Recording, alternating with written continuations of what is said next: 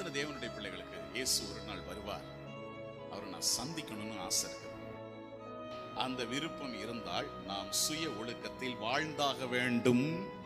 இது தேவனுடைய விருப்பம். ஒரு 3 வசனத்தை இது விஷயமா காமிச்சாரு.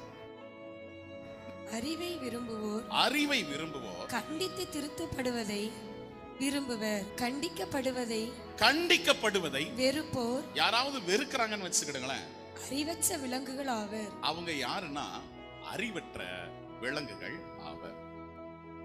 கண்டிக்கப்படுறத திருத்தப்படுறத ஒருத்தன் விரும்பலன்னா அவனுக்கு பைபிள் அறிவற்ற விலங்கு என்று பெயர் கொடுக்கிறது. அதே நீதிமொழிகள் 25:28 வசனம். தன் அடக்கம், நான் சொன்னேன்ல, சுய ஒழுக்கம், செல்ஃப் கண்ட்ரோல்.